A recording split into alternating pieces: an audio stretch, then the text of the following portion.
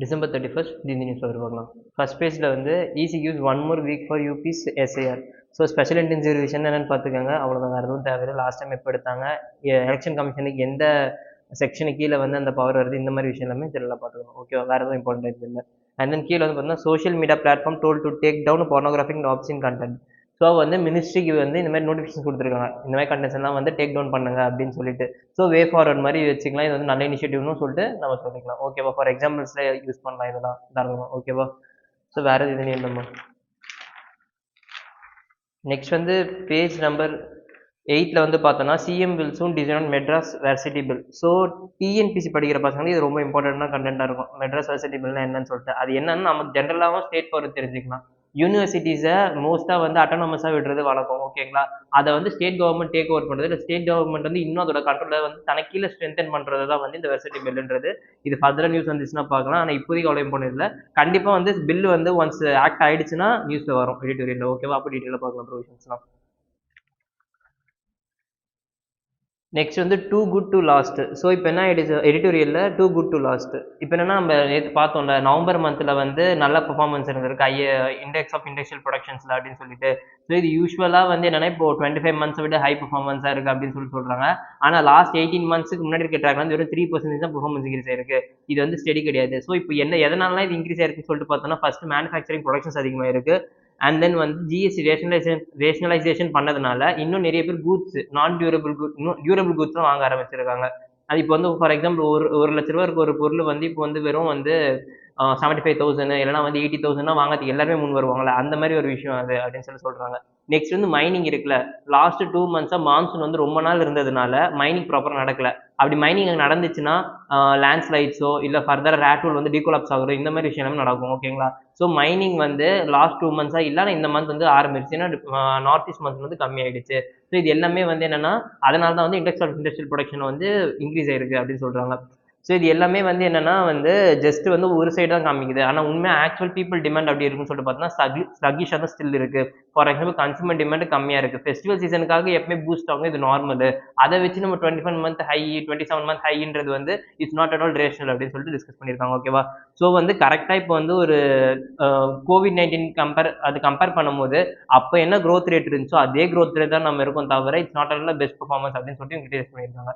So இப்போ further என்ன சொல்கிறாங்கன்னா, அப்போ வந்து எக்கனாமியில் புல்லிங், அதாவது வந்து டிமாண்ட் வந்து புல் பண்ண பார்க்கணும். நம்ம வந்து ஸ்டில் சப்ளை சைட் ரெஃபார்ம்ஸ் நிறைய கொண்டு வந்துட்டு இருக்காங்க. டிமாண்ட் புல்ல வந்து இன்க்ரீஸ் பண்ணால் மட்டும்தான் எக்கனாமி வந்து சஸ்டெயின் ஆகும். அப்போ தான் வந்து அது ரியல் க்ரோத்தாக வந்து கன்வெர்ட் ஆகும் அப்படின்னு சொல்லிட்டு இந்த ஆர்குமெண்ட் பண்ணியிருக்காங்க. ஓகேவா, ஸோ இது நடுவுலையுமே வந்து நம்ம இன்னும் ஃபர்தர் என்ன இருக்குன்னு சொல்லிட்டு பார்த்தோம்னா, ஆல்ரெடி வந்து எஃப்டிஐ இன்ஃப்ளோஸ் தான் இந்தியாவில் கம்மியாயிட்டு இருக்கு. அண்ட் இந்தியாவிலேருந்து எல்லாரும் வெளிநாட்டில் போய் இன்வெஸ்ட் பண்ணிட்டு இருக்காங்கன்னு சொல்லிட்டு பார்த்தோம். ஸோ இது எல்லாமே வந்து இது கோரிலேட்டாவே அமைஞ்சிருக்கு. ஓகேவா, so next track record. Indian Railways must spare no expense installing safety measures. So இது என்னன்னா, இப்போ ரீசெண்டாக ஒரு ஆக்சிடென்ட் நடந்திருக்கு. அதில் வந்து ஃபயர் ஆக்சிடென்ட் நடந்திருக்கு ட்ரெயினில். அதில் வந்து வெறும் 1 டெத் தான் இருந்திருக்கு. ஸோ 1 டோல் தான் இருந்திருக்கு. அது பெரிய கவுண்ட் இல்லை அப்படின்னு சொல்லியிருக்காங்க. ஸோ ஓகே தான், 1 டோல்னு தான் லைஃப் தான் இருந்தாலும் அது 1ன்னு சொல்லிட்டு நம்ம ரொம்ப கம்மியாக எடுத்துக்கூடாது. ஸ்டில் வந்து என்னன்னா, இன்னும் நிறைய இனிஷியேட்டிவ்ஸ் ஃபார் கவர் சிஸ்டம் வந்து ரொம்ப லிமிட்டடான ஸ்பேஸ் தான் போட்டிருக்கீங்க, 1500 கிலோமீட்டர்ஸ்க்கு தான். அதுக்கப்புறம் வந்து ரயில்வேல இருக்க அந்த ஸ்ப்ரிங்க்லர் சிஸ்டம்ஸ் இருக்கும்ல, அது வந்து எல்லா கம்பார்ட்மெண்ட்லையும் இன்ஸ்டால் பண்ணுங்க. ஃபயர் எக்ஸ்டிங்யூஷர் வந்து எல்லா கம்பார்ட்மெண்ட்லையும் பிளேஸ் பண்ணணும். இந்த மாதிரி விஷயம்லாம் இருந்துச்சுன்னா இன்னும் பெட்டரா வந்து இந்த மாதிரி ஆக்சிடென்ட்ஸ், இந்த மாதிரி வந்து அன்பிரடிக்டபிள் ஆக்சிடென்ட் சொல்லுவாங்களே, இந்த மாதிரி எல்லாத்தையுமே வந்து அவாய்ட் பண்ண முடியும் அப்படின்னு சொல்லியிருக்காங்க. இது ரொம்ப இம்பார்ட்டண்டா வருது இல்லைமா. ஓகேவா, நெக்ஸ்ட் வந்து multipolar world with bipolar characteristics. So இது வந்து யூஎஸ் அண்ட் மல்டிபோலார் பைபோலார் நம்ம எல்லாம் தெரிஞ்சது, யூஎஸ் ரஷ்யா வச்சு பேச ஆரம்பிச்சு நெக்ஸ்ட் மல்டிபோலார் வேர்ல்டு இது கன்வெர்ட் ஆகுது அப்படின்னு சொல்லிட்டு பார்த்துருப்பாங்க. இந்தியா வந்து பெருசாக இந்த ரோல் இல்லை, பட் ஸ்டில் வந்து நம்ம லாட்டை பார்த்துக்கலாம். ஓகேவா, இப்போ ஃபர்ஸ்ட் என்னன்னு சொல்லிட்டு பார்த்தோன்னா, இப்போ ட்ரம்போட ரீசெண்ட் மூவ்ஸாக இருக்கட்டும், ஃபார் எக்ஸாம்பிள் பீஸ் பிளான்ஸ் கொண்டு வரதா இருக்கட்டும், அதுக்கப்புறம் கரேபியன் ஐலாண்ட்ஸில் வந்து இப்போ ஃபுல்லாக வந்து மிலிட்ரி ட்ரூப்ஸ் இறக்கிட்டு இருக்கிறதா இருக்கட்டும், நேவி கூட நிப்பாட்டுறதா இருக்கட்டும், இது எல்லாமே என்னன்னா வந்து ட்ரம்ப் வந்து முன்ரோ டாக்டரைன்னு சொல்லியிருப்பாங்க. முன்ரோ டாக்டரைன்னா இந்த வெஸ்டர்ன் ஹெமிஸ்பியரில் வந்து யாருமே என்கிட்ட இன்ஃப்ளூயன்ஸ் பண்ணக்கூடாது, அமெரிக்கா தான் அங்கிட்ட இன்ஃப்ளூயன்ஸ் பண்ணுவாங்க, தவிர வெஸ்டர்ன் கண்ட்ரிஸ் வந்து இங்கே யாரும் இன்ஃப்ளூயன்ஸ், ஃபார் எக்ஸாம்பிள் யூகேவோ ஜெர்மனியோ ஃப்ரான்ஸையும் வந்து இன்ஃப்ளூயன்ஸ் பண்ணக்கூடாது அப்படின்றது அந்த 3 டாக்டரைன். இப்போ அந்த 3 டாக்டரைனை எடுத்து இப்போ இந்த கண்டெக்ஸ்ட் அப்ளை பண்ணுறாங்க. ஃபர்ஸ்ட் என்னன்னா, யூஎஸ் வந்து நான் ஃபுல் வேர்ல்டையும் டாமினேட் பண்ணுறேன்னு இருப்பேன். இப்போ என்னன்னா, என் ரீஜனில் எவனுமே டாமினேட் பண்ண முடியாது, நான் தான் இருப்பேன் அப்படின்ற ஒரு ஐடியாலஜியில் இப்போ அந்த நேஷன் இப்போ ரீசெண்டாக நேஷனல் செக்யூரிட்டி ஸ்ட்ராட்டஜின்னு சொல்லிட்டு விட்டாங்களே, அதுலேயுமே இதுதான் அவர் சொல்லியிருப்பாரு. ஸோ இப்போ என்ன சொல்லியிருக்காங்கன்னா வந்து யூஎஸ் வந்து இப்போ நியூ ஸ்பியர், அதாவது வந்து அவங்க வந்து புதுசாக வந்து எஸ்டாப்ளிஷ் பண்ண பார்க்குறாங்க. அதாவது வந்து America, south America, north America ரெண்டும் சேர்த்து அமெரிக்காஸே வந்து அமெரிக்கன் பாலிசிஸ் தான் இருக்கணும் அப்படின்னு சொல்லிட்டு. ஸோ இது என்னன்னா, இப்போ இவர் வந்து நோபல் பீஸ் பிரைஸ் தான் வாங்க போறேன் எல்லாமே வந்து என்ன வார் கான்ஃபிளிக்ட் நிறுத்த போறேன்னு சொல்றாங்க. ஆனா இது வரைக்கும் வந்தது வந்து 6 கண்ட்ரில பாம்பு வந்து பிளாஸ்ட் பண்ணிட்டாங்க. இது எல்லாமே வந்து எந்த அளவு பீஸ வந்து நெகோஷியேட் பண்றதுக்கான சான்சஸா இருக்கு. சீஸ் ஃபயர் மூலியமா 2, 3 கண்ட்ரீஸ்ல வந்து ஆ டெம்பரரி பீஸ் கொண்டு வந்திருக்காங்க. It's a temporary peace finally அப்படின்றது அவங்க ஆர்கியூ பண்றாங்க. ஓகேவா? ஸோ இப்போ என்னன்னா யுஎஸோட எப்படி யுஎஸ் வந்து கிரேட் பவரா இல்லாம அப்படின்னு சொல்லிட்டு இப்போ வாலடைலா இருக்கு அப்படின்னு சொல்லிட்டு பார்த்தோம்னா ரஷ்யா. ரஷ்யா வந்து எந்த ஒரு இனிஷியேட்டிவ் எடுத்தாலுமே அது யுஎஸ்க்கு பிடிக்காது. யுஎஸ் என்ன பண்ணாலும் ரஷ்யாவுக்கு பிடிக்காது.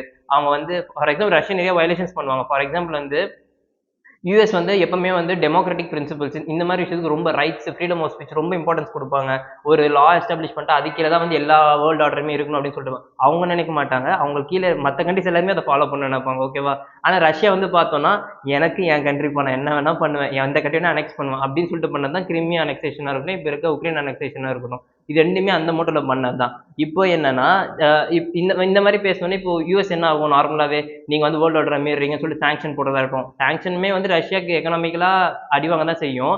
ஆனா இப்போ வந்து என்ன புது பிளேயர் இன்னொருத்தவங்க வராங்க, யாருன்னா சைனா. ஃபர்ஸ்ட் யூஎஸ் வந்து ஈஸியா டாமினேட் பண்ணாங்க. ஏன்னா அவனோட ஜிடிபி வந்து ரொம்பவே மேசிவா இருந்துச்சு. யுஎஸ்ஆரோட ஜிடிபி கிட்டத்தட்ட 50% கிட்ட யூஎஸ்க்கு போச்சு. யுஎஸ்எஸ்ஆரா இருக்கும் போது. அப்ப ரஷ்யாவா பிரேக் டவுன் ஆயிட்ட அப்புறம் அந்த அளவு ஜிடிபி போகல. ஆனா இப்போ சைனா வந்து செகண்ட் லார்ஜஸ்ட் எக்கனாமிக்கல் பவரா இருக்காங்க. கிட்டத்தட்ட யூஎஸோட 64 பர்சன்டேஜ் ஆஃப் ஜிடிபிக்கு வந்து வந்துட்டாங்க ஈக்குவலா. மிலிட்ரி பவரும் ரொம்ப இருக்கு. வேர்ல்ட்லேயே லார்ஜஸ்ட் நேவி கிளாஸ் வச்சிருக்காங்க. ஸோ இந்த மாதிரி எல்லா விஷயமே அவங்க தான் அதிகமாக வச்சிருக்காங்க. அப்போ வந்து சைனா டைரக்டாவே வந்து யூஎஸ்க்கு ஒரு த்ரெட்டாவே வந்து எமர்ஜ் ஆயிட்டு இருக்காங்க. ரைசிங் த்ரெட் அப்படின்றது தான் எங்க பாயிண்டே. ஓகேங்களா? ஸோ இப்போ என்னன்னா ரஷ்யாவும் சைனாவும் இப்போ வந்து நிறைய இன்ஸ்டன்ஸ்ல வந்து ஒன்றா சேர்றாங்க. அவங்க வந்து நிறைய பாலிசிஸ் வந்து சேமா ட்ரா பண்றாங்க. எதுக்காகனா வந்து யூஎஸோட டாமினன்ஸை போகணும்னு சொல்லிட்டு. இப்போ யூஎஸ் என்ன பண்றான், நான் வந்து வெஸ்ட் ஹெமிஸ்பியர்ல யாரும் செஞ்ச விட மாட்டேன் அப்படின்னு சொல்றான். அதே டைம்ல அவன் வந்து நேட்டோ இந்த மாதிரி விஷயத்தையுமே வந்து ரொம்ப தீவிரமா வந்து அவங்க அக்ரிமெண்ட் சைன் பண்ணதா இருக்குது. இது எல்லாமே என்னன்னா வந்து இப்போ 20th சென்ச்சுரி வேர்ல்டு வந்து இவங்க 2 பேர் 3 பேர் மட்டும் இல்ல, மொத்த கண்ட்ரிஸுமே இன்வால்வ் ஆயிருக்கு. ஜஸ்ட் வந்து இப்போ 21st சென்ச்சுரியில நம்ம வந்து கிரேட் பவர்ன்றது என்ன எக்கனாமிக் ரெசிலியன்ஸும், சப்ளை செயின் ரிலையபிலிட்டியும், டெவலப்மெண்ட், செல்ஃப் ரிலையன்ஸ் இந்த மாதிரி எல்லா விஷயத்தையும் பேஸ் பண்ணி தான் வந்து டெவலப்மெண்ட் இருக்கு. ஸோ இப்போ சிக்னிஃபிகண்டா மிலிட்ரி பவரோ இல்லை வந்து எக்கனாமிக் பவர் வச்சு டாமினேட் பண்றது வேர்ல்டு ஆர்டரே வந்து டீஸ்டெபிலைஸ் பண்ணணும்னு சொல்லிட்டு இந்த ஆர்டிகல் பேசியிருக்காங்க. ஸோ இது வந்து பிஎஸ்ஆர் ஆப்ஷன் இருக்கவங்க ரொம்ப நல்லா படிச்சுக்காங்க. நிறைய பாயிண்ட்ஸ் இருக்குது. ஓகேவா? ஸோ நெக்ஸ்ட் இந்த new India New Zealand FDA. So free trade agreements இருக்குல்ல, ஃப்ரீ ட்ரேட் அக்ரிமெண்ட்ஸ்னு பார்க்கும்போது வந்து மோஸ்ட்டாக டெவலப் கண்ட்ரிஸ் தான் வந்து சைன் பண்ணுவாங்க. எதுக்குன்னா வந்து டெவலப்டு கண்ட்ரிஸ் ஏற்கனவே நல்லா பெனிஃபிட் ஆகிருப்பாங்க. டெவலப்பிங் கண்ட்ரிஸ் க்ரோத்துக்காக இம்போர்ட் டியூட்டிஸ்லாம் கம்மி பண்ணிட்டு அவங்களுக்கு வந்து இன்னும் பெட்டராக வந்து மார்க்கெட் அக்சஸ் கொடுப்பாங்க. ஸோ இப்போ ஃப்ரீ ட்ரேட் நியூசிலாந்து கூட சைன் பண்ணவே அப்படி ஒரு இனிஷியேட்டிவ் தான். ஃபார் எக்ஸாம்பிள் இதுக்கு முன்னாடி நம்ம ஒமன் கூட யுனைடெட் கிங்டம் கூட சைன் பண்ணியிருக்கோம். இப்போ நியூசிலாந்து கூட பண்ணது எதுக்குன்னா அங்க வந்து ஆப்பிள்ஸ் இந்த மாதிரி விஷயம் எல்லாமே நம்ம அதிகமாக இம்ப்ரூவ் பண்றோம். ஸோ இந்த ஆப்பிள்ஸ் வச்சு பின்னாடி ஒரு ஆர்டிகளுக்கு என்ன சொல்லியிருக்காங்கன்னா இங்கேருந்து ஹிமாச்சல் அண்ட் காஷ்மீர் சைடில் தான் வந்து ஆப்பிள்ஸ் அதிகமாக வந்து இந்தியா வந்து ப்ரொடக்ஷன் பண்றாங்க. ஸோ இப்போ நம்ம நியூசிலாந்து வந்து எடுத்துட்டு வந்தோம்னா இது வந்து இவங்களோட டைரக்டா வந்து இன்டர்னல் எக்கனாமி வந்து பாதிக்கும் அப்படின்னு சொல்லிட்டு சொல்றாங்க. இப்போ இங்க இருக்க ட்ரேடர்ஸ் பாதிக்கப்படுவாங்களா? மேபி அங்க டேரிஃப் எல்லாம் இல்லாம வந்துச்சுன்னா.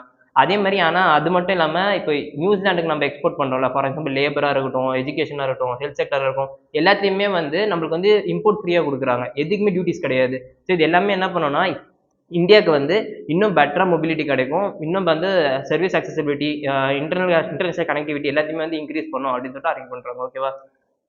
So prioritizing cleft care. So cleft கேர்னா மட்டும் என்னன்னு பார்த்துக்கோங்க. இந்த ஆர்டிகல் ரொம்ப ரொம்ப இருக்கு. அது தேவையில்ல. நார்மலா ஹெல்த் கேர் எக்ஸ்பென்டிச்சர்ஸ் இருக்கணும். கிளெஃப்ட் கேர்னா ஒன்றும் நம்ம இந்த அப்பர் ஜா இருக்குல்ல, சின்ன குழந்தைங்களுக்கோ இல்லை வந்து ஒரு குழந்தை பிறக்குதுல, அப்பர் ஜா மட்டும் வந்து பிரேக் ஆயிருக்கும். சரிங்களா? அந்த இது கனெக்ட் ஆயிருக்காது. அது வந்து எதுனா நியூட்ரிஷன் டெஃபிஷியன்சினால நடக்கும், இல்லை ஜீன்னாலே இல்லை மேட்டர்னல் ப்ராப்ளம்ஸ்னாலே நடக்கும். இது எல்லாமே வந்து இஷ்யூ. சரியா? ஸோ அதுக்கு வந்து சர்ஜரி தான் ஒரே ஆப்ஷன், வேறு எதுவுமே கிடையாது. மால் நியூட்ரிஷன்ஸ் அட்ரஸ் பண்ணாலுமே இந்த இந்த மாதிரி இஷ்யூ வந்து சிக்னிஃபிகண்டாக இருந்துகிட்டு தான் இருக்குது. சரிங்களா? கிட்டத்தட்ட வந்து 10,000 சைல்ட் பர் பர்த்தில் 5 to 6 சில்ட்ரன்ஸ்க்கு இந்த மாதிரி ப்ராப்ளம்ஸ் இருக்குது. ஒரு வருஷத்துக்கு கிட்டத்தட்ட வந்து 6,000 வந்து 36,000 வரைக்கும் பீப்புள்ஸ் அஃபெக்ட் பண்ணுறாங்க அப்படின்ற, அதாவது சில்ட்ரன்ஸ் அஃபெக்ட் ஆகுறாங்கன்னு தான் இந்த இருக்க மேட்ரு. ஓகேவா? ஸோ இதுக்கான இனிஷியேட்டிவ்ஸ் வந்து பெருசாக இல்லை. என்ஜிஓஸில் நிறைய இருக்குது. ஓகேங்களா? மிஷன் ஸ்மைல் அந்த மாதிரிலாம் நிறைய இருக்குது. பட் ஆனால் வந்து கவர்மெண்ட் இனிஷியேட்டிவாக எதுவும் இல்லை. யூனிசெஃப் இதுக்கு நிறைய ப்ரொமோட் பண்ணுறாங்க. இந்த மாதிரிலாம் வந்து பிளாக் பண்ணணும், இது வந்து ஃபர்தராக வந்து எவால்வ் ஆகக்கூடாது அப்படின்னு சொல்லிட்டு. இது வந்து இன்ஸ்டன்ஸாக சர்ஜரி பண்ணிட்டா ஓகே. ஃபர்தராக பண்ணால் உங்களுக்கு ஃபீடிங்ல இருந்து வளர்ந்துட்டாங்கன்னா வந்து ஃபேஷியல் டிஃபார்மேஷன்ஸ் இருக்கும். ஓகேங்களா? ஸோ அதனால வந்து நார்மலாகவே இப்போ நார்மல் பசங்களே வந்து எந்த அளவு வந்து கிண்டல் பண்ணுறாங்க, ரேகிங் பண்ணுறாங்க. ஸோ இந்த விஷயம் இன்னும் இன்டென்சிஃபைடாக இருக்கும். ஸோ அவங்களுக்கு வந்து மென்டலாகவும் வந்து ஃபிசிக்கல் ட்ராமாவும் வந்து அட்ரஸ் பண்ணி எல்லாமே கொடுக்கணும். மென்டல் ஸ்டெபிலிட்டிங்கிறது அவங்களுக்கு வந்து ப்ரொவைட் பண்ணணும் அப்படின்றதே இந்த ஆர்டிகல். ஓகேவா?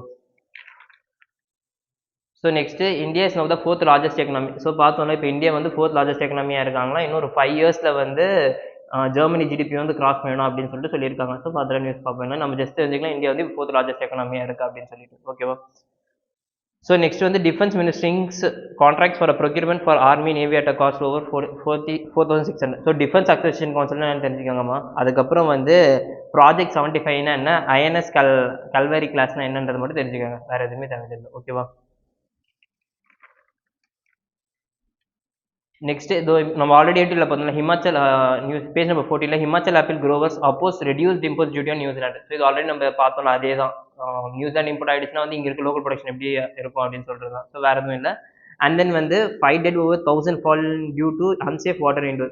One of the cleanest city in இந்தியான்னு சொல்லிட்டு பார்த்தோம்னா இண்டோர். ஸோ இண்டோர்லையுமே வந்து பார்த்தோம்னா வந்து அன்சேஃப் வாட்டர் யூசேஜ் இருக்கிறதுனால 1000 பீப்புள்ஸ் கிட்ட வந்து அட்மிட் ஆயிருக்காங்க ஹாஸ்பிட்டலில். இது வந்து ஒரு முக்கியமாக ஒரு கிரைசிஸ் பாயிண்டாக இருக்கும். பேரடாக்ஸாக இருக்குது, ரெண்டுமே இருக்குது. ஸோ அப்போ வந்து ஒரு மெஷர்ஸ் கவர்மெண்ட் என்ன எடுக்கிறாங்கன்னு சொல்லிட்டு அதில் அதே பார்க்கலாம். ஓகேவா? ஸோ பேஜ் நம்பர் 15 வந்து பார்த்தோன்னா small value retail digital payments on the rise. So வந்து பேமெண்ட்ஸ் வந்து இப்போ இன்க்ரீஸ் ஆகிட்டு இருக்கு. எதுனா வந்து நார்மலாக ஜிபே இந்த மாதிரி ட்ரான்சாக்ஷன் இன்க்ரீஸ் ஆகிட்டு இருக்கு. ஸோ இதில் இருக்கிறது வந்து ஆர்டிஜிஎஸ் என்னன்னு பார்த்துங்க. ஆல்ரெடி ஐஎம்பிஎஸ் வச்சு கொஸ்டின் கேட்டிருக்காங்க யூபிஎஸ்சியில். ஸோ ஆர்டிஜிஎஸ்னா என்ன, யூபிஐ வச்சு ஒரு கொஸ்டின் கேட்டிருக்காங்க. ஸோ இது ரெண்டுமே இம்பார்ட்டன்ட் என்னன்னு பார்த்துக்கோங்க. ஓகேவா? யார் கீழே இருக்குது, யார் பண்ணுற அந்த மாதிரி விஷயங்கள். So next Iran page number 16 Iran designates royal Canadian navy as a terrorist organization. So இவங்க இந்த மாதிரி ஏதாவது பண்ணிட்டு இருப்பானுங்க. ஜஸ்ட் பார்த்துட்டு அப்படியே விடலாம். ஓகேவா? அது ரொம்ப இம்பார்ட்டண்ட்டாக இல்லை. அண்ட் நம்ம ட்ரம்ப் அட்மினிஸ்ட்ரேஷன் ஆல்சோ வெனின்சுலா அதை வந்து சுற்றி, அதாவது கெரிபியன் ஐலாண்ட்ஸ் வந்து சுற்றி வந்து ட்ரூப்ஸ் டிப்ளை பண்ணிட்டு இருக்காங்க பார்த்தீங்கன்னா அதுக்கு ரிலேட்டட் ஆர்டிகல் தான். ஓகேவா? அண்ட் தென் வந்து வேறு எதுவும் இல்லை, பெருசாக இல்லாமல் ஸ்போர்ட்ஸ் நியூஸ்லாம் பெருசாக இல்லை. ஸோ நீங்கள் டிஸ்கஸ் பண்ண ஆர்டிகல் எல்லாமே ஐகெட் ஐஎஸ் அகாடமி டெலிகிராம் சேனல் வந்து குவிசஸாக ரன் ஆகும். அட்டன் பண்ணி பாருங்கள். ஆக்டிவ் ரெக்கார்டிங்க்கு பெட்டராக இருக்கும். ஓகேவா? தேங்க்யூ.